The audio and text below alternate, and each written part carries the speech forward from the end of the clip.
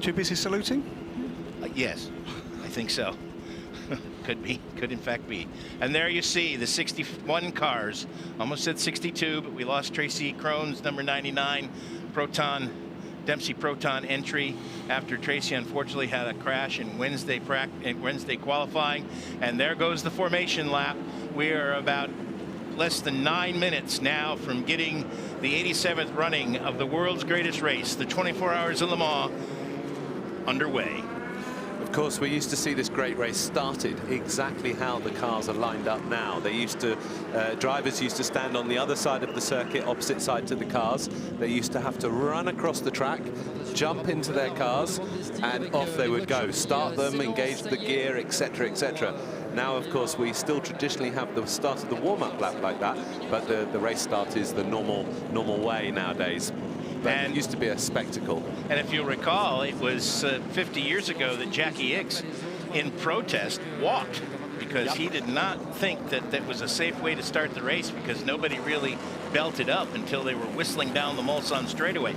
He walked to his car, was pretty much the last to leave the grid, and came back to win the race in the closest finish in the history of the race. And he said, he has often said that about halfway across the grid, he thought to himself, I don't know if this is the smartest thing to do. What if somebody comes and almost runs me over? So he survived and made his point, and the following year in 1970, it was still an echelon start. It wasn't a rolling start. It was still an echelon start, but the drivers were already in their cars for the start, and they were underway. As the field now goes through Tête Rouge and starts the run down the Mulsanne straightaway, Graham. And the good news is all 61 cars, a record field, record starting field for this great race, got away from the grid. And they'll be coming around under the control of the safety car to start the race in just a few minutes' time. Already on the Honodier is the pole position car in the hands of Mike Conway. And one more year for the Toyota TS050. On your screen, you see the entire starting grid now as they go through. Jamie, what's it like at this point? Heart rate's pretty high. well up there? Yes, very high. You know, this is yeah, like I said earlier, it's the biggest race, but you're just focused actually as a driver. You're not sort of sitting there, oh my God, you know. You're focused. You're looking at your systems. You're talking to your engineer. You're warming everything up, your brakes and your tires, especially for the LMP cars, because they've got the carbon brakes. So carbon brakes only work when they're hot. When they're cold, unlike a steel brake, which works cold. So they've got to do all of those things. It's quite slow this lap. You know, the pace car doesn't go particularly quick. So.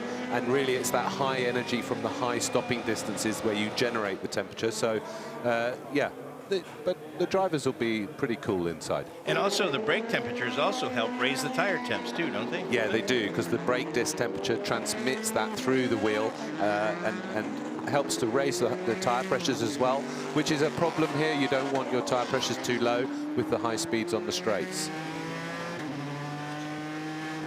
Just got a quick shot there in the Aston Martin pit of Jan Struve, who was the Young Driver AMR sponsor behind this expansion into the Dane Train era. Paul Howarth, 30-year career at ProDrive already behind him, and Alex Wurz, some of the elder statesmen in the pit lane there. Coming out of the second chicane now, just a short about kilometer run down to Mulsanne corner from here, over the brow. Then dive down into Mulsanne corner. That's an area where you don't even really hit the brakes till you turn in now, do you? Yeah, it's a very, very quick high speed entry. Difficult braking zone because you're turning right all the way through it. And it's the slowest corner on the circuit, of course. Yeah. This is where Anthony Davidson a few years ago had his contretemps with a Ferrari. It was one of the most spectacular incidents we've ever seen. Winner of the Spirit of Le Mans award there, Patrick Dempsey, back with the team that bears his name this year. And we'll be watching on, I'm sure, with very interested eyes, Paul Della Lawrence Vantour. You can see the tension rising now in the garages as they come round for, well, one of those iconic moments in motorsport as the cars emerge behind the safety car from the Porsche Curves. As now they enter the run from Mulsanne to Indianapolis. This is about a mile and a half, and it's really become the fastest part of the racetrack now, Jamie, because the chicanes have made the kind of neutered the Mulsanne a little bit. That's right. We saw the fastest ever recorded speed, 350.1 correct kilometers an hour, 220 miles an hour approximately. Stoffel van Dorn is officially the fastest man in the WEC era at the Le Mans 24 Hours with that on the test day. Cars backing up a bit here. And as the old guys are going, it's nothing, 245 down the Mulsanne back in the day. This part's frustrating for a driver, actually, because at that speed, you really can't do anything. You know, you can't warm anything because you're just going too slow. They want a bit of speed, at least 100K. And of course, the pace car will continue to slow down and allow that field to bunch up because it's very strung out right now, as we can see from the helicopter. The pace car, safety car, pace car, and the pole sitter are just now entering Indianapolis. Alan just passing me the information, the way that this is done, and Alan's done this from the safety car before, that they measure it to the second. There are waypoints, and they've got to meet their own delta to cross the line at exactly the right moment. So that pace is being governed by the safety car. It's like governing how much fuel you use in a lap, isn't it? Through they come through Indianapolis and down to Anage. Big crowds. Indianapolis, named Indianapolis because of the banking. That's correct. And it's a left-hand turn. Left-hand turn, yeah. So just before that, you've got the right-hander, which is a fantastic corner as well. Very difficult. The highest point on the highest speed point of the track as you enter it. Exciting corner, hard on the brakes into this fantastic bank corner. The banking, of course, helps you to go through the corner with more speed because of the banking, and then fantastic run on down to the Porsche Curves. Yeah, I'm sure we'll be hearing from Eduardo Freitas presently, asking the grid to form up. Likes a neat and tidy start, and then we're going to see whether or not it will be towed to hold position 1-2, or whether or not the S&P Racing or the Rebellion cars can steal a march. Serene Highness with the flag. Paul Dell'Alana there looking on kind of a nervous smile there. Very much. When you're the co-driver, how hard is this? Yeah, actually, there's moments in the race when you're watching, you're helpless, aren't you? You're sitting there. It's in control of someone else. You obviously have worked together all year, testing, etc. So you have an immense faith in each other, immense trust, but it's still that nervous time, because in a nanosecond your car could be out and you haven't even driven it. Yep. And in years past, this has been Le Mans, a fantastic, very important race. This year, it takes on even added significance. It's the last of the super season.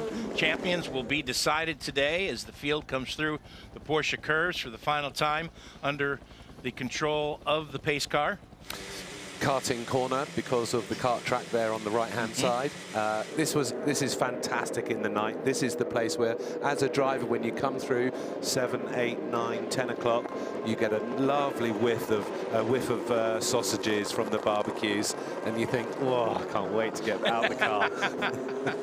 Yeah, and they give you some bland pasta because yes. you can't have that fun food. There you see the fairground, the Ferris wheel on the left as they finish going through the Porsche Curves. Graham? Magical moments, and Jim Mola, well, this is it. Let's go racing. My friend. This is it. Green flag day. Who will it be first onto the Mulsanne? Oh boy, that's a mystery. Graham thinks it might be one of the SMP cars. I think it'll be a Toyota. They're coming through the Ford chicane. The pace car will pull off. The field looks absolutely fantastic. The super season is about to begin its final race through the Ford chicane. There goes the pace car coming up on 3 o'clock French summertime. The 87th running of the 24 Hours of Le Mans is underway.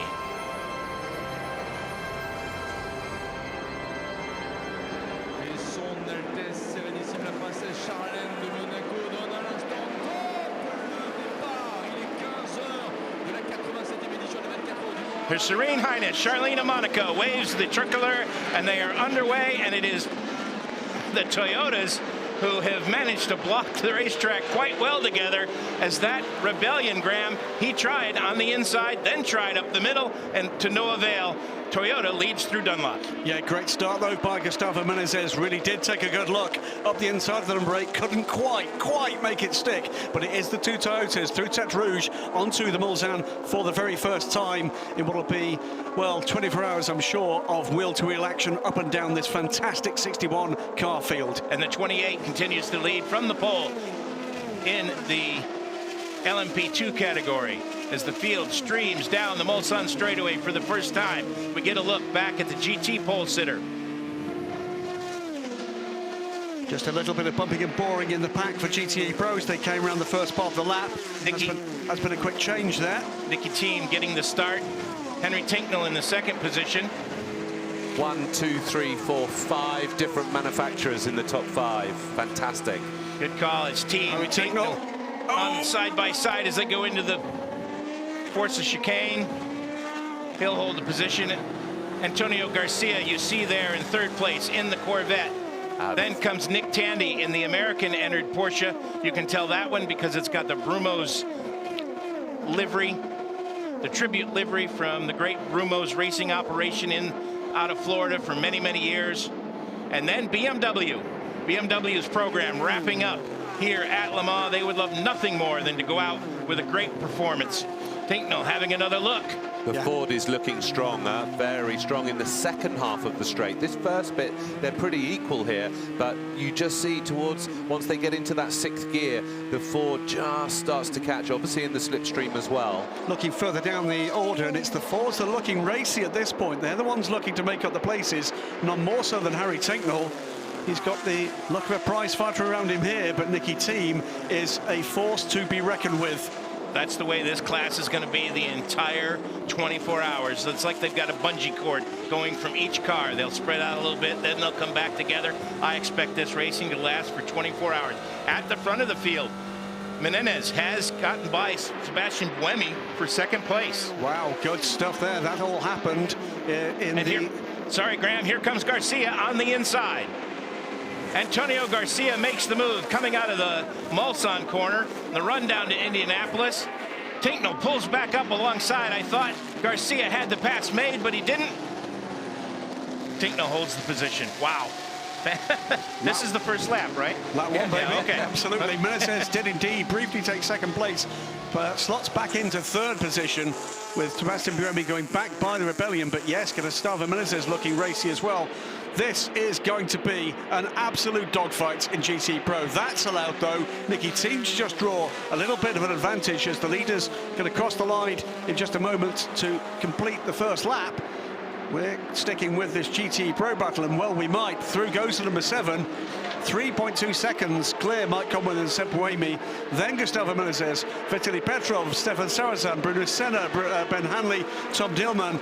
Mathieu Vazevière holds the leading position in LMP2 from Nico Lapierre in the Sydney Tech Alpine car, and Davidson third in the Dragonspeed car, Guido van der Garde in the Racing Team Nederland de Lara. So Menendez and Buemi seem to be having a little bit of a battle out there because by the Mulsanne corner, the Rebellion number 3 was in second, and by the time they got back to the start-finish line, Buemi had reclaimed the position onto the front straightaway for the first time for the GTE Pro cars.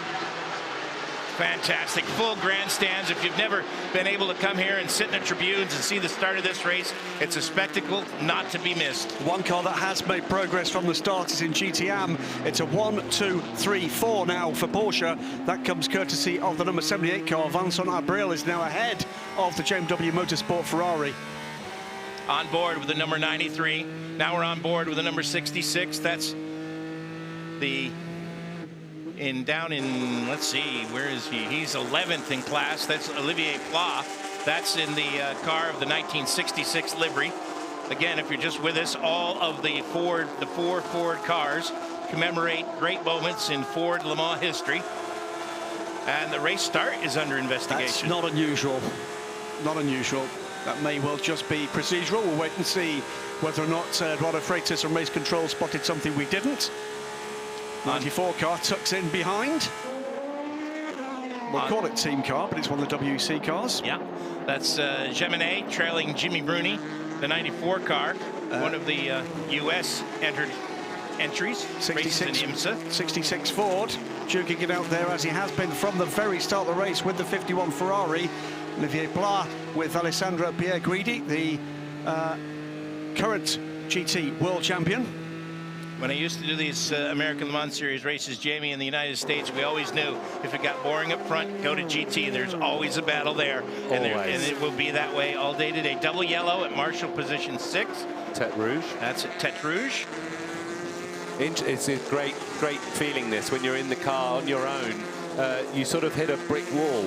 The aero aspect of the speed stops, but when you're tucked up behind these cars at the beginning, your car just keeps accelerating, and it's such a great feeling. The engine just keeps going and going. Still that battle. This time it's Ford versus Porsche. As the 91 car makes good its escape from the US-entered car. And gets by the 66 car with ease there after the hump in the Mulsanne straightaway. Well, this GT Pro battle is living up to its billing and then some at the moment. Everybody Ford and Corvette now. weaving. We've had Ford and Ferrari. We've had Ford and Porsche. Now it's Ford and Corvette. And it's the Corvette goes around the outside. That's the 64 car. That car had a rough first night of practice and qualifying. There's the 63, a little bit closer to the front. Now you can tell the two Corvettes apart. The 63 car has the white Corvette banner above the windscreen, and the 64 car has a black Corvette banner above the windscreen. So that's how you can tell those cars apart. And the same thing with the Porsches. Through come the leaders, complete lap 2. It's a 3:17.910 from Mike Conway. 4.5 seconds now to the good from Seb Buemi. He's beginning to drop Gustavo Menezes just a little, but behind that, it's Linus Stern with the two S&P Racing cars and Bruno Senna in the second rebellion. What we're also seeing is actually all the GT AM cars are right on the tail of the Pro cars. The reason for that is every AM car has a Pro in it, and generally the Pros seem to have all started the cars. So although you've got this Pro-Am difference, actually the cars are very similar, and every AM car has a Pro in it. So what you see in this first stint is actually something like a 35 car battle. Well, let's have a look at those. Matteo Caroli, one of the Porsche's coming men ahead of Matt Campbell. Another one, those Porsche superstars, Ben Barker, so quick at a Porsche. Vincent Abril, Jeff Siegel, Jörg Bergmeister, Giancarlo Fisichella, Kei Cosolino, Jerome Blakemolen, Tony Verlander, Andrea Piccini, Charlie Eastwood, Pedro Lamy, Rahel Fry, Luis Perez Companc, and Ishikawa-san. That is your GT AM order. And there wasn't a name you listed there that you wouldn't want on your team. Fantastic stuff. Absolutely great drivers. Concerning the start of the race, no further action. Well, so whatever they might have seen, they looked at closely, and their eyes must have deceived them. Well, it wasn't the cleanest of starts, was it? It was, I think, a bit rushed because they were just after the 3, and I think it was a bit spread out for their liking. They like them sort of true IndyCar style restarts, you know, but anyway. Real world battle for third position now, as Vitaly Petrov is getting his head down, beginning to attack Gustavo Menezes, and getting closer and closer. It's had a bit of damage on the Rebellion there. Yeah, there's a dive plane that's off to the right there where it shouldn't be. I think it's the vinyl. These cars are not painted, they're vinyled. So it's like a sticker all over the car. And I think there's a black bit there just on the right-hand side, and I think it's a bit of vinyl's come off. We'd call that a wrap in America. A wrap, yes. Wrap. Not like the sandwich you eat.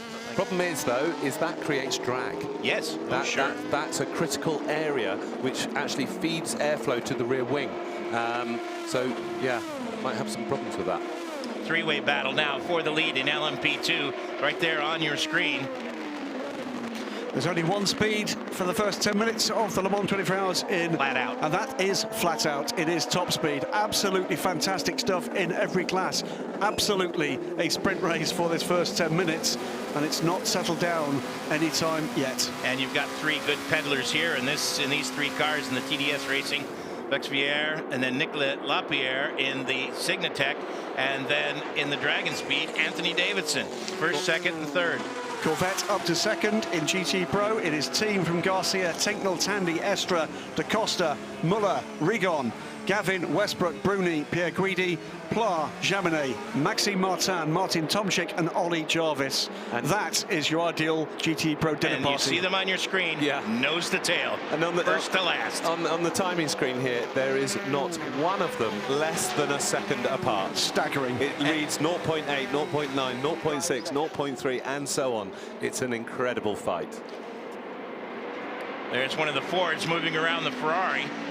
Is that the 51 or the 71? It's a 51. 51 car. Still battling with Olivier Pla, I think. Earl Bamber there looking a bit nervous, just biting the nail.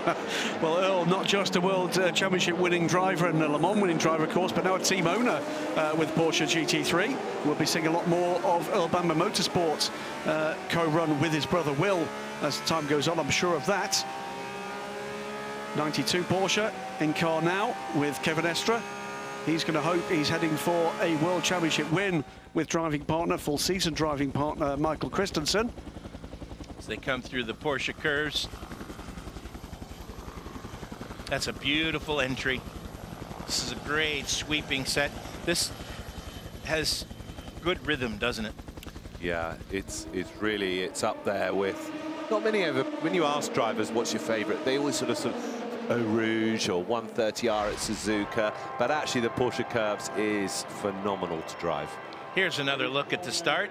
Yeah, it's a little bit strung out, but not too bad. Yeah, there's a big gap between the P1 cars and the P2 cars, but then once the hammer went down, there you see the move. It's interesting, isn't it? Once the hybrid runs out, actually the SMP cars are quicker. Yeah. Or Rebellion, sorry, in this case. It was a good go at it, wasn't it? Yeah. Giving his best shots. It didn't quite work. And he knew he had to get it done by Dunlop, and if he didn't get it done by Dunlop, because he'd be able to regenerate under braking. See it from in-car in the 8 and watch to the left of the car here. And no sign of Rebellion. Yeah. Job done. I wonder, we didn't actually see the overtake, did we? We didn't, no. But I wouldn't be surprised with that really slow warm-up lap. Yeah. Probably the Toyota didn't have that much hybrid power, so that's why they were able to stay so close. Still a replay here as we look at them come onto the front straightaway. Now we're back live with our race leader, Mike Conway, in the Toyota TSO 50. Mike is pulling away and pulling away very well indeed. He's now 6 seconds to the good. That's come courtesy of a 3:17.425, Jim Roller. New track record for Mike Conway. He is pushing, isn't he? Bear in mind, people, what did we have? A pole position 15.3, was it? Yeah. You know, so he's 2 seconds off the quali lap at the moment.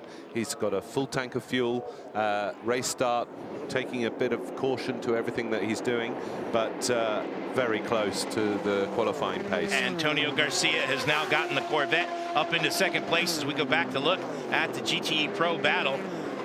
And they are nose to tail for fourth. Absolutely. Porsche intra-squad battle. 3:17.297, another track record for Mike Conway as he stretches that gap just a little more. 6.7 seconds now. Got Kevin Estre, almost not quite champion-elect. He's got a lot of business to do to claim that title today. Battling it out with Nick Tandy. Estre and his teammates in the 91 and 92 car are runners in the World Endurance Championship regularly, and in fact Porsche has been crowned World Endurance Manufacturers Champion. That's why the gold paint scheme, the white, gold, and black paint scheme on the cars this year. And then behind him, the American WeatherTech Sports Car Championship car entered. Here comes the Corvette. Antonio Garcia has been feeling racy all week. Can he get it done here on the run to Indianapolis? Yes. Oh, wow. Oh, wow. What a move. What a move. Well, let's see if he can carry it all the way around to the front straightaway, because Corvette leads Le Mans. It's been 4 years since the car has been able to carry a team to the top step of the podium. This is the C7R. Ironically, in 20 starts, the C7R is the carry-on car from the C5R and the C6. The C7 is really the least successful of those 3 Corvette cars when it comes to outright wins. only one win for that car. In 2014, the other cars had 4 and 3 respectively. Just 15 minutes into this great race. There's a whole lot more where that came from. Many years we've seen Corvette Aston Martin battles here. Weren't those great? And here we are again. Look at them, 1 second apart, both the same color, 2 great drivers, 2 great cars with very different noises as well. And thumping V8 from the Corvette, turbocharged now from the Aston Martin. So two great teams. I can remember the respect that they both had for each other. Before and after the race, there would be a handshake lineup between both teams. And then once the green flag dropped, banter, a lot of banter. Oh, of course, that's the fun part. Yes. and the Corvette's looking very strong at this stage. He's slightly eking away, isn't he? 2 big battles underway in LMP1. Meanwhile, we've already talked about Gustavo Menezes with Vitaly Petrov in his tracks, but Bruno Senna beginning to get onto the back of Stefan Sarrazin for 5th place with the S&P Racing BR1 AER, trying to fend off the second Rebellion Gibson. But for the moment, we're sticking with this battle, and quite right too. As is often the case, the first 15 minutes of this thing have been helter-skelter, and now they're starting to get into a bit of a rhythm. You're starting to see some gaps develop. They aren't big gaps, but they're just comfortable, you know, just enough spread that. A 3:17.2 for the Toyota. That is probably the last time we're going to see a quick lap, because after 5 laps of running, they are already on the back of the GT AM cars. Amazing speed. That's over an 8.5 mile lap. Yeah, incredible. 5 laps later. And every 5 laps, of course, that driver's going to see that car again. There he is again. Look at that. Isn't that 1, 2, 3, 4, 5, 6, nose to tail? Yeah, this is a replay of I think how Garcia got past first Tignal. Yeah. Look at that. It's just absolutely stunning stuff. And the confidence that you have in each other to race that close flat out. Yeah, you're not going to make a mistake. You have to have that confidence. You have to have that respect as well. These are truly high speeds that you are going. And, you know, we're on a public road and they're approaching 200 miles an hour, guys. That's 150 through that corner, down to 100. Nose to tail. It's really a lot of respect between the drivers, but good hard fighting. Oh yeah. Now we're back in 10th, 11th, and 12th. That's Jimmy Bruni, Richard Westbrook, and Pierre Guidi. That's a camera angle you won't get from any other car than the Ford. Wow. Astonishing. Looks for the way by. And then further back, more racing, more side by side. Go through goes the Ferrari to the outside of the Ford. Can he make it stick though? No. This time he can't. We used to have a saying in America: if you were a cameraman, no matter what the director tells you, go with the side by side. Well, in this case, which side by side do you want me to go with? If you're here and you're listening and you get a chance to take a walk over to the inside of Indianapolis in the nighttime, it's a fantastic place to watch as they sweep through the right-hander and in on the brakes and into the left-hander, the bank left-hander, Indianapolis. It's a really a truly spectacle place to watch from. Into the Porsche Curves, the Corvette up the inside of the Ford. Positional change further down in GT Pro, the 94 Porsche. Mathieu Jaminet goes past Olivier Pla. And here we go. This is Gustavo Menezes now having to defend hard from Vitaly Petrov as they come into traffic. That's something that I really hate. When I've done the race in both, and an LMP1 car can stop way quicker than a GT car. Oh, yeah. And when you're in the GT car and an LMP1 car does that to you, dives, comes past you, pulls in front of you and slams on the brakes, where am I meant to go? I can't stop as quick as you. So I really hate to see that. Drivers should just stay on his line, overtaken, no problem, and then go into the corner. Really, really a hard thing for the GT cars to deal with. This is Menezes and Petrov. Menezes in the number 3 Rebellion, That's the bright yellow car, then the blue and red car behind in the SMP. Mike Conway really pulling away at a great rate. I mean, we're on lap 6, yet he's already 8.5 seconds all pace in the lead. So his pace has been astonishing from the start of this race. More than a second a lap. Remember, we did hear about Buemi saying earlier on in the warm-up that his car was feeling very good for the night. So maybe we see a difference there. Well, Menezes there rather cut the corner. That's not helped him any. Petrov right back with him, looking very racy indeed, and I think Petrov is shaping up for a pass here. Yeah, I think so too. I think he had a much better run. Light rain reported at Mulsanne.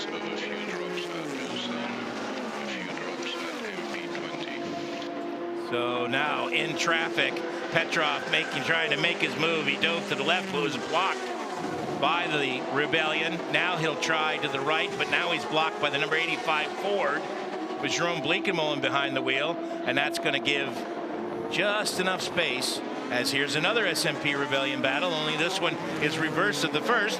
Oh, big slide from Bruno Senna there as he tried to get the power in, but it's almost like a negative, isn't it? The battle for third position, this battle for fifth. It's Menezes defending from Petrov. It's Sarrazin defending from Senna. And Sprinkles ahead. A big oversteering moment there for Bruno.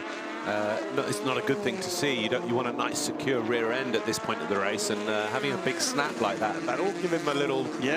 I need to be a bit careful.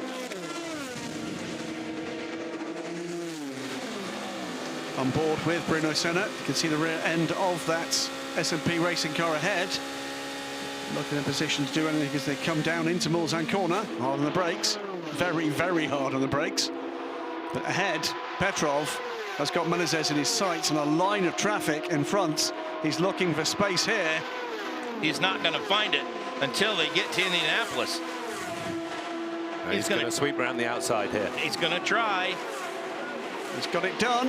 Has he? Not quite. Side by. Whoa. Great battle.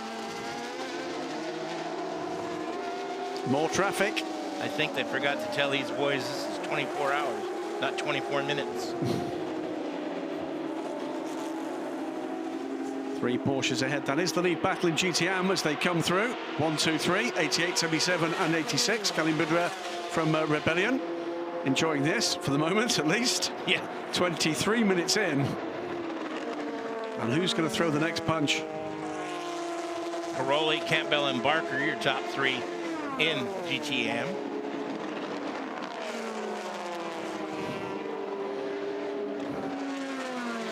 Leaders, meanwhile, overall are with the GT Pro leaders now to lap them as they come by to complete lap 7 of this great race. Is that going to have any impact on the GT Pro battle just ahead of this pair?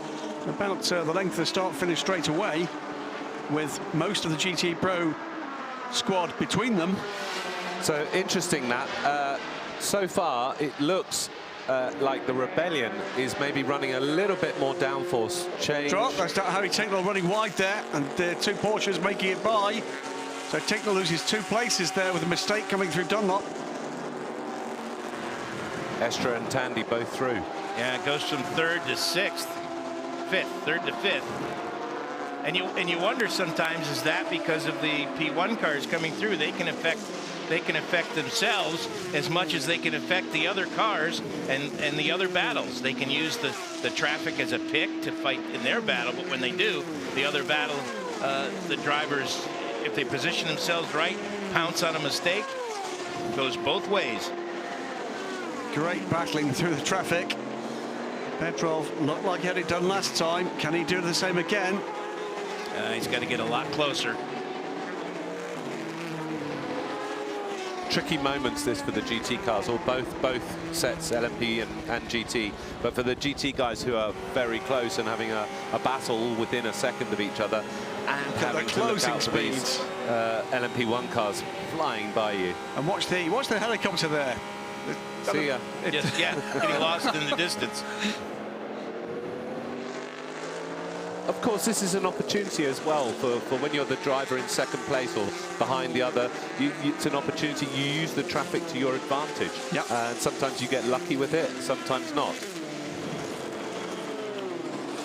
How often do you worry that they've seen the first guy but not the second guy? Yeah, you when do. You're the second guy, especially. Yeah, you do. We saw a couple of years ago Alan actually coming down through the Dunlop curve, and one went through, and I think the Ferrari didn't see the second one coming, or vice versa. So it does happen. You have to have your wits about you at this point, because all the cars are very close together. Let's check in on pit lane with Louise. Yes, I've just seen that the number 25 Algarve has come into the pits. I'm walking down there now, so as soon as I get to them, it's a bit of a way, I will find out what they've come in for. Yeah, Andrea Pizzitola aboard that car, LMS champion last year with G-Drive Racing, moves back to his previous team Algarve Pro in LMS this year. As behind the battle and now dealing with traffic again. This is the battle for 5th position. Where the gap just emerges in front of you, isn't it? It's almost luck. It's almost luck. So I was talking about it earlier. I think the SMP car has got less downforce than the Rebellion, because the Rebellion was able to pull away in the Porsche Curves. And he got him. There they are. No, that's the other way around. That's the battle for 5th. Ah, yeah. So I think slightly different strategies from the two teams, because we saw one all over the other down the straights, but then pulls away in the Porsche Curves. Absolutely. And just to kind of put this into context, what kind of speed are we talking there as the LMP1 cars were passing by, Jamie, in those GT Pro cars? That was not slow. That was full bore GT action. Yeah. Well, right now it's around 120 miles an hour through the last left there. At the end into Indianapolis, they're touching 200 miles an hour. Wow. Into the pits come the LMP1 battlers for 5th after just 23 minutes. And 8 laps. That seems a bit early. Now,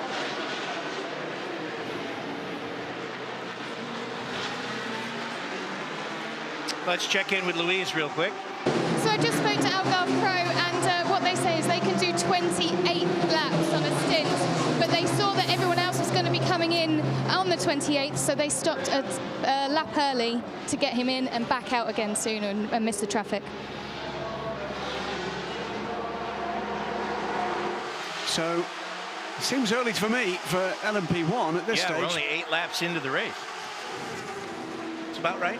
Is it? Splitting strategy. Good look over the number 1 car. Giving the front of the car a clean.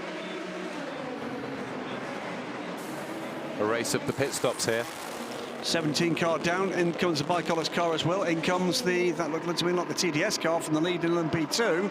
So yes, indeed it was. Into the lead goes Nico Lapierre, up to 6th position with those 3 LMP1 cars having stopped.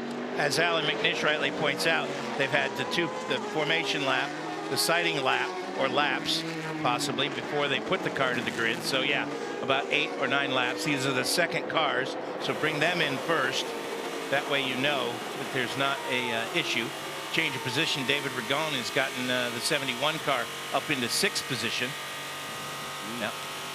Little bit, they've had contact maybe, the Corvette bodywork there is a was little bit flappy loose. On the 64 car, that has flapped all week. Yeah.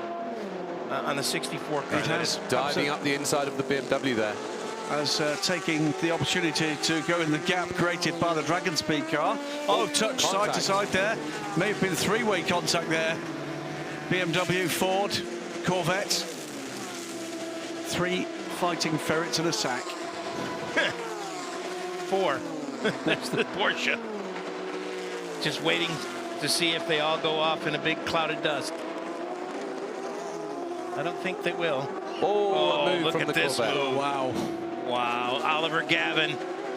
There's a big set right there. There you wow. Yardley Hastings' finest. 91 car. It's in the hands of Jimmy Bruni. He's looking to make progress as well. He's not afraid to get racy either. Oh no. Ford using all the road. This is an absolutely fantastic battle. The Porsche now. The Porsche having a look on the outside. Ollie slightly escaping there. Corvette are looking very strong and racing. Aren't they just? 63 car leads, and by 1.3 seconds from Nicky Team pole-setting Aston Martin. Then in Porsche, Estra, Porsche, Tandy, Tinklin the Ford, Davide Rigon, Ollie Gavin, we've just seen them making further progress. Dirk Muller, Jimmy Bruni, Tony Felix da Costa, Alessandro Pierguidi. It just goes on and on and on. Big mover there. 6 overtakes as the 8 car comes to the pits for the first of the pit stops for our leaders. So the 8, 3 and 11, second, third and fourth all stop. We'll wait to see whether or not Ben Hanley follows them down pit lane, but Mike Conway continues on, round for another go. That's going to put these leaders right back out amongst the new nose for the number 3 new car. nose. That's what Jamie pointed out earlier, that the car had the wrap maybe was coming loose, and it could be an aerodynamic issue. They have changed the nose.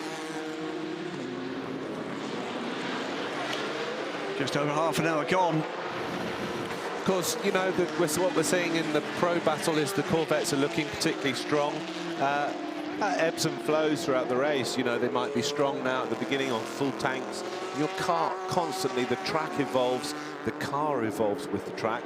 The temperature, the nighttime, the daytime, the sun, except all these things change your car balance slightly. So you might find now the Corvettes are strong in the night, the Fords are strong. Absolutely. And it ebbs and flows, this strength and weaknesses with the cars. I can remember some time back in the early days of the WEC, the then Feltmire Proton Porsche, that was the factory effort at the time, and just had the legs on everything. And then the temperature dropped 3-4 degrees and they fell off a cliff. Well, remember what Sebastian Buemi said in the morning warm-up, that he felt the car was going to be perfect for the night. Cloud cover has come over since that morning warm-up. Temperatures have dropped a few degrees, so perhaps the racetrack is coming into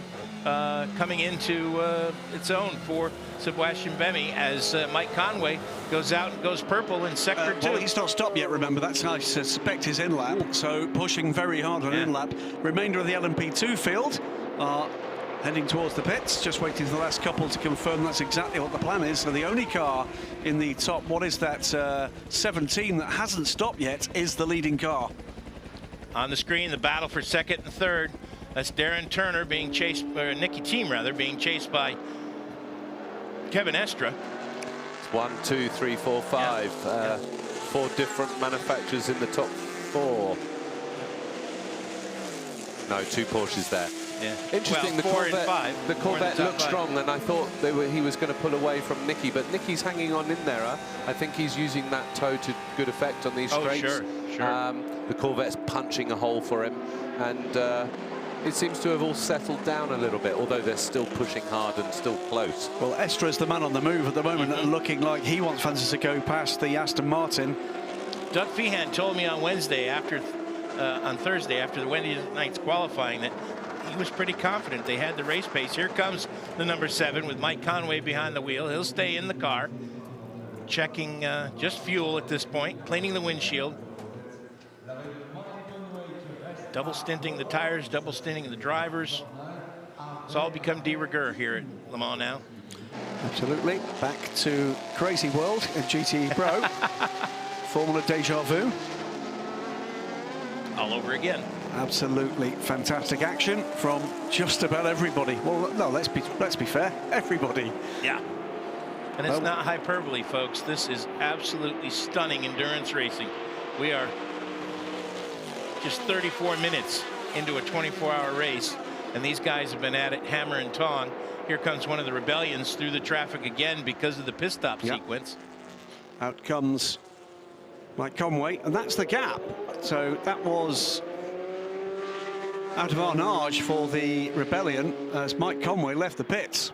One of the things they do with these cars as well, besides cleaning the windshields and the lights, is cleaning the light panels, or the number panels, so that they can be seen. They have to be seen by the officials, or they'll get called in and get told to clean them off. Well, it'll be interesting to see what happens later in the race when we get into darkness. Did notice through qualifying there were a lot of felt number panels, and it seemed particularly on the LMP2 cars, and they will be called for that, and they will be required to replace them. Cars have to be able to be identified in the darkness. One to watch as we watch the GTM battle at the moment. That's the car guy, the bright yellow Ferrari, ahead of the slightly less bright yellow Ferrari with the Andy Blackmore Easter egg livery. Yeah, the Where's Waldo livery. And then Project One, the championship leaders in the FIWC. But when we get back to LMP2 action, talked about track temperature and air temperature, that's going to be a factor for the tyre battle. We've not said much about that yet. That will come, I'm sure, later in the race. Get these slightly cooler conditions, that is going to be something that the Dunlop runners are going to enjoy. This is actually almost perfect conditions. It's humid, it's cool, it's not sunny, so there's no brightness in anybody's eyes. It's good for, we used to love this in television because you didn't have to go with neutral density filters and everything. The cars look great. This is about as perfect conditions as it gets, isn't it, Jamie? The only thing we have got is it's quite gusty, which obviously affects your cars, especially in the high-speed corners. But yeah, apart from that, the conditions are pretty perfect. Problem there for the number 49, sorry, LMP2 car. That is Mira Konopka, the LMP2 AM winning car from the Heures du Mans series last season. A longer pit stop than the remainder, but he is now dropping right down the field. Yeah, the number 20. The number 49 car, ARC Bratislava entry. A minute and 25-second pit stop, Graham. Yeah. That's a killer. 293.4 for the Porsche. They're 294. The shortest of the three straights on the Mulsanne. Yeah. Let's see what they do on the run to Indianapolis. Compare that to the 341 that Vitaly Petrov has just... 43 for Tom Dill. Is that Tom Dill? No, it's Stefan Sarrazin.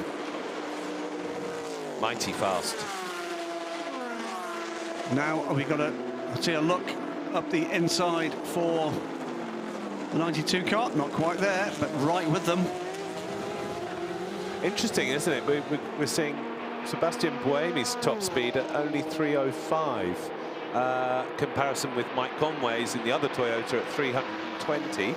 It's a matter of where they're coasting. Where are they going to have to lift and coast? Yeah. And again, it's the way in which they'll manage the hybrid energy in the cars. Yeah, very similar between the Aston Martin and the Toyota, actually, top speed. Where the Toyota obviously is much quicker is with the punch from the hybrid system out of the corner.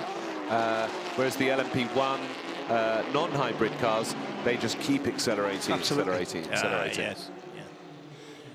Yeah, the shot 305 kilometers an hour. That's about 100, just a little under 190 miles per hour. Still on they go as the SMP racing car again making its way through the GT Pro leaders. Goes past Kevin Estra. Next target and done instantly is Nicky Team.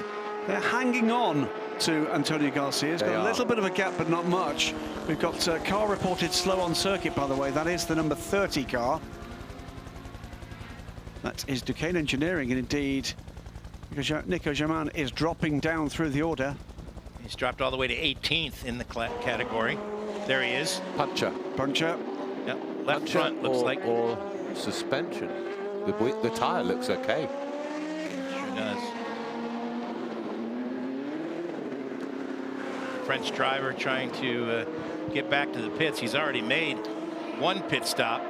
Yeah. So this will be a second stop for them. Well, it did look like the tyre was on. Was the wheel on properly?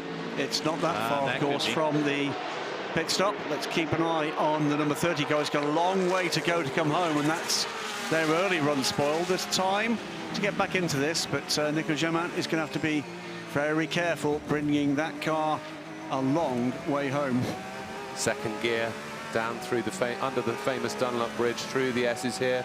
Fourth gear, 210 on the brakes for the S's. Tuck it into the bit of camber here. It helps you pop up over the hill here. Does car get light there? Car gets light, yeah, especially in the GT car. And the exit here is super important. All the road used for the long first of the Mulsanne straights. You straighten that out as much as you can, don't you? Much as you can. One of the wags.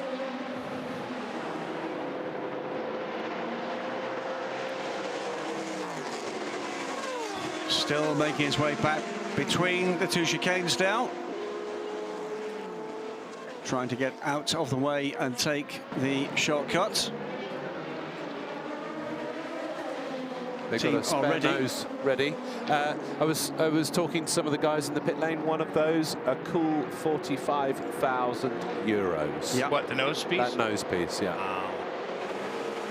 Kevin Estre has not given up the ghost. He is now right on the tailpipe of the Aston Martin. Pretty level there he heading, is. Isn't it? He's closing in. Looking to the inside as they come to the second chicane. Oh. He's going to be on the outside now. Now the cutback. Team holds him off. Don't run out of road. And he does it. Estre's done it. I think he's got him now. He's got the inside position as they head down to Mulsanne. He's going to have second place if there's the slower car. That's not a nice feeling, I'm sure. There were no yellows there. That was a white flag, no yellow flag there. Porsche's done it though. And now the second Porsche in the queue is on him as well.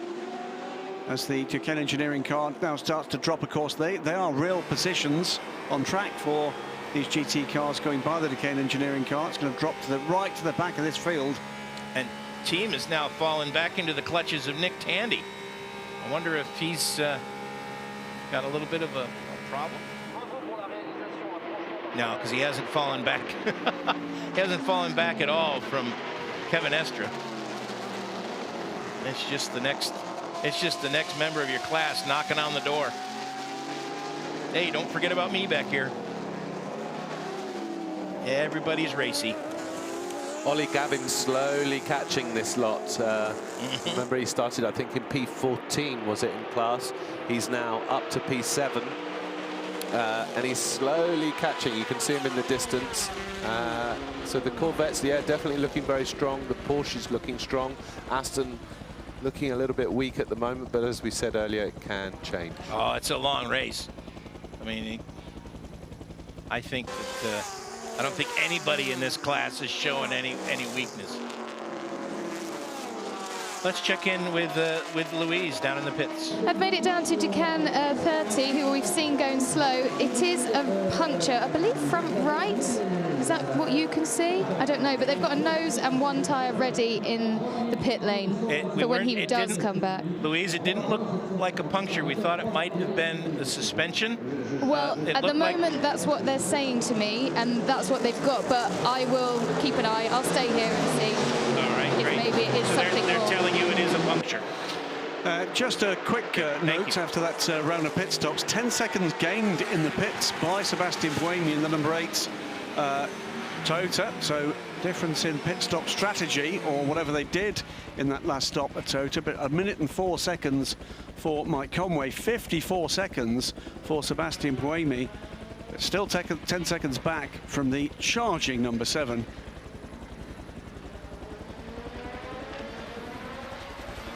Still battling away. Epic stuff with the GTE Pro.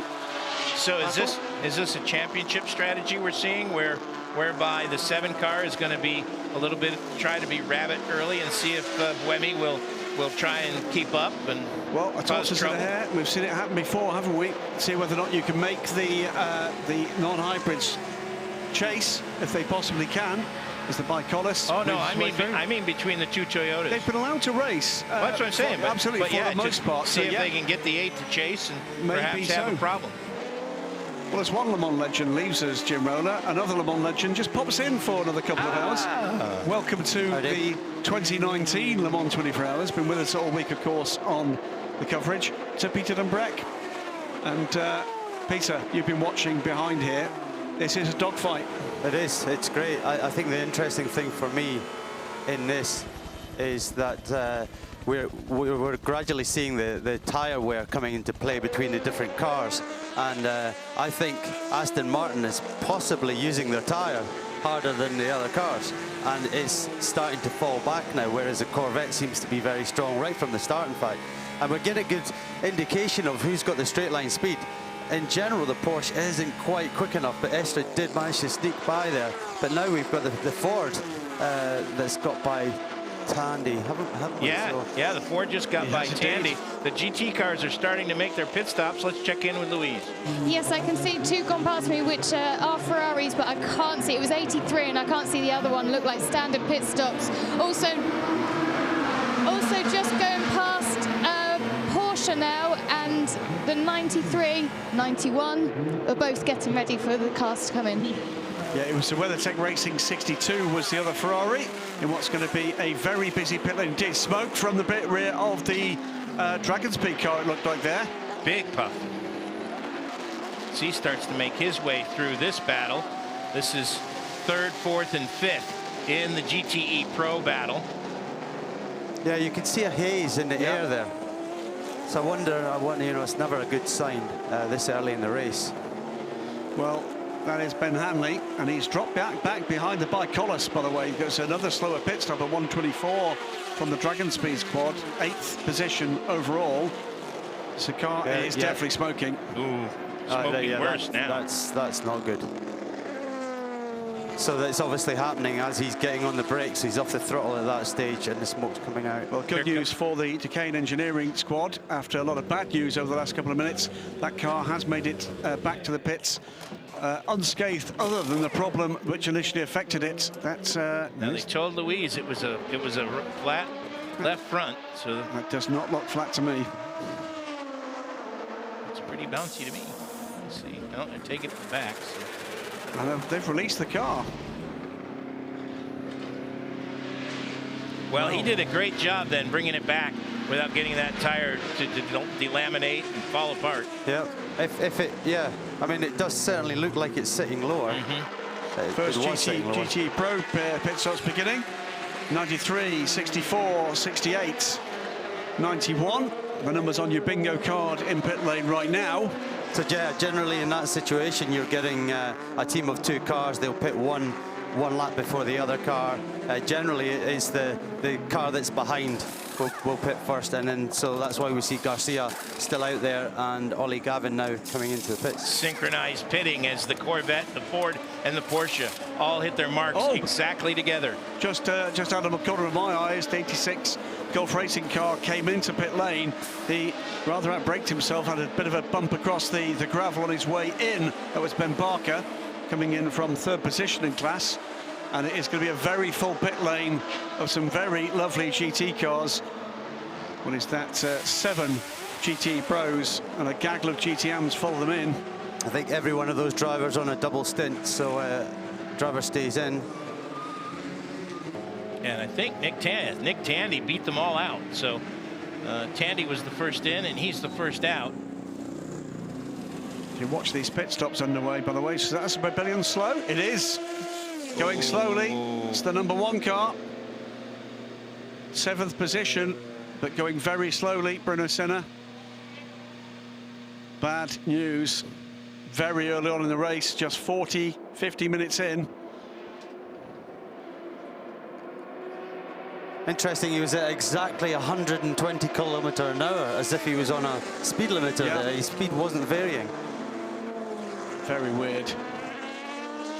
LMP2 battle, TDS, G-Drive, Racing Team Netherlands. That is the battle for 2nd position, with ahead of them Nicolas Lapierre 9 seconds up on that little gaggle. So the TDS Orica, then the Aurus, badged Orica from G-Drive Racing, and then the final race with the team, the Racing Team Netherlands Dallara, well up at this stage. Guido van der Garde, the cracking start to his race at Spa.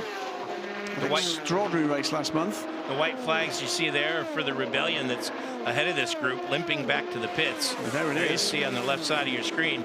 You've got to think, guys, after 2 blown engines in qualifying, this isn't good. No, first black and white flag for track limits. It goes to Giancarlo Fisichella as Jean-Eric Verne, 3rd position in this class. As we were watching the battle with Nicky Thiem and Kevin Estra, you saw quite a few times Nicky Thiem running wide on the corner onto the main straight, and remind me where that is, Tête Rouge? Yes. Yeah. Tête Rouge. Yeah, he was certainly using all the track limits there, so I think they'll be looking at him thinking, right, too much more of that, mate, and we're going to be giving you a warning as well. I think they've also given them some time to settle in, because when it was really busy with traffic, I think they were giving people a little bit more leeway, just because if they were using a little bit more track to stay safe, they were allowing it. Now that we've kind of settled in, they're going to be a little bit more watchful of the track limits. This is a very different, wow, an unbelievable move by the TDS number 28 there to squeeze in ahead of the Ford. Through goes Jean-Eric Verne, and through goes Guido van der Garde, making a move up the inside there of Jean-Eric Verne. As into pit lane comes the Ford. So from a situation where we were looking at huge battles up and down the GTE Pro order, now, gentlemen, it's time for the LMP2s to play. Yes, as the top 6 cars now in GTE Pro have come to the pits. The Corvette 63, the 92 Porsche, the 95 Aston Martin, the 67 Ford, the 71 and 51 Ferraris, also the 94 Porsche, and the 82 BMW, and the 69 Chip Ganassi Team USA Ford. So the top 9 are in. That and the top 10, in fact, is Maxime Martin brings the 97 car in. So all of our GTE Pro cars will now have made their first pit stops. Mark, of the pace of Mike Conway from the start of this race, you are just over 50 minutes into the race. It's just, as we saw that quick shot of him with damage on the fronts of the Porsche, it's just as we saw that shot, about to lap the 23rd place car overall, the Settelar Velour Corsa. Delara? Looks like the Corvette is the first away, followed by the Kevin Estre Porsche. 95 ahead of Harry Tinknell. Yep. So we'll keep an eye on the pit stop times for each of those. Antonio Garcia, 1 minute 9 for Corvette, 1 minute 10 for Michael Christensen. Nicky Team 1:12, 1:11 for Harry Tinknell, 1:12 for Davide Arrigon. Certainly found a bit of a gap to Nicky Team. He's lost out in that one. And number 1 car makes it back to the pits. Nicky Team's fallen down the order to 5th. Louise is there. Go ahead, Louise. They're just ready and are now doing a normal pit stop as far as I can see. This was the one that was slow on track, wasn't it? One. Yes, it was. Yeah. Totally normal pit stop. They're not looking at anything else. Strange. He's fueled up. He's now going again. Fuel pickup problem? Maybe they couldn't get the fuel in. Maybe they thought the fuel was in the car and you get a fuel alarm. It could be that simple. I think you said it was at 120 kilometers an hour straight. Right. Were they just managing fuel for that? Was it a get home mode on fuel? Maybe. Well, we know that when you put your speed limiter on, the car goes to a different map, a fuel-saving map. So that might well be the case. Well, I'm sure we'll hear from Rebellion Racing, but that's certainly not good news for them this early in the race. Drops him down through the LMP2 order. So Bruno Senna has dropped off the back of the LMP2, LMP1 train. Would say, by the way, Ben Hanley has not pitted that car that was showing smoke. Decaying didn't look to me to be up to speed either. But the Rebellion certainly looks up to speed now. Or is that the other car? Have I confused them? So we'll keep an eye on Bruno Senna's second sector time. We'll be looking for something around the 78, 79 second mark for that Rebellion to be showing us that there is no further issue. I'm calling that as fuel. Yeah.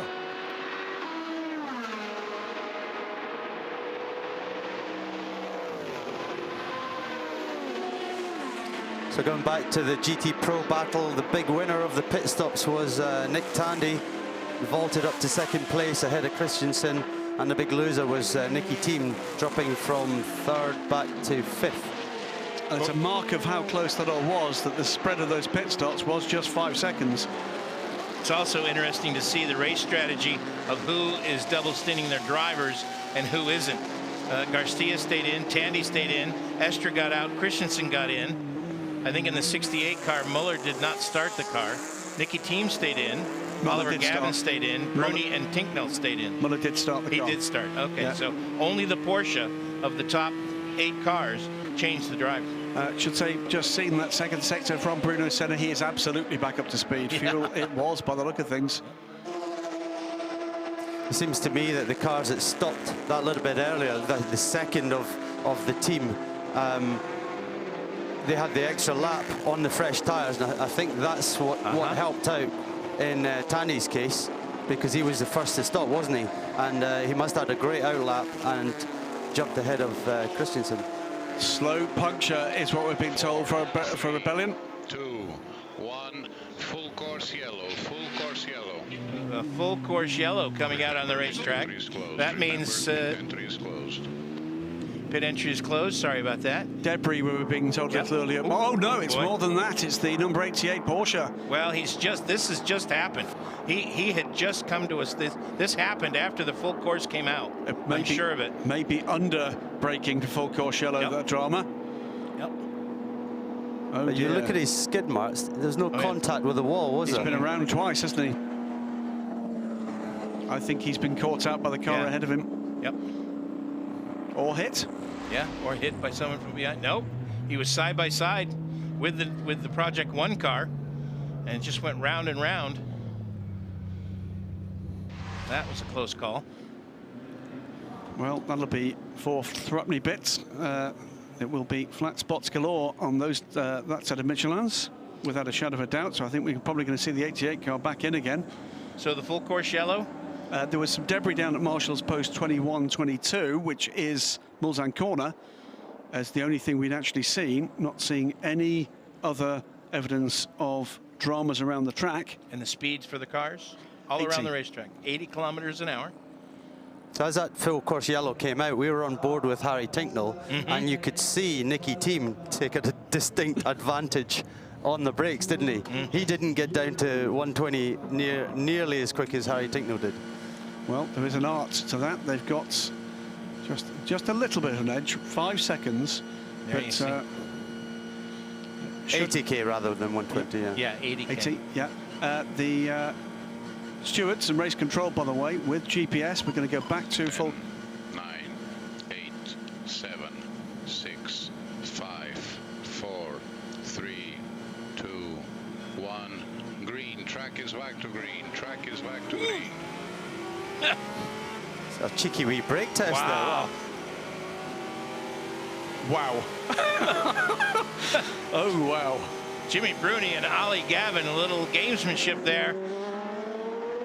Didn't work for Ollie, did it? Oh, well, further Look at back. the 2 Porsches in front of the shop, though. Yeah, Ollie just didn't get up to speed as quick as the Porsche behind him. But we've got 3 wide behind, 5, 6, 7 cars in that gaggle, And coming into the braking zone, one of which is LMP1. Gavin gets it back. The SMP car harassing Bruni from the rear here, and will be by him as they get under power. And Harry Tinknell was a loser there as he dropped back a couple of positions because of the SMP car making his way through the traffic. Also at the front, Michael Christensen has kind of pulled the same trick on Nick Tandy and gotten by him after the first chicane. 2 Ferraris battling away with Harry Tinknell and the 95 car. 4 cars side by each. That's not going to work into a braking zone, is it? So we haven't seen much of Ferrari yet in this race. Maybe their BOP is slightly not favourable at the moment, but as the track rubbers in and as the race goes on, there's a good chance that Ferrari will start to claw back some of the time that they're losing against their competitors. Shino-san has managed to get the 88 car back to pit lane. That will be with Louise Beckett anytime soon, I'm sure, for a new set of boots. But meantime, remember that battle we started the race with in GT Pro? It looks the same. Everybody's just kind of in different positions. Absolutely. There is the 88 in the pits. Shino-san, after that scary moment, side by side with the Project 1 Porsche of Jörg Bergmeister. On the plus side, no damage on the car, it looks like, so got away with that one. Just a used up set of Michelins. Well, he was pretty lucky there, wasn't he, at the turn? That could very easily have been into the barrier. It does look like he stayed in the car.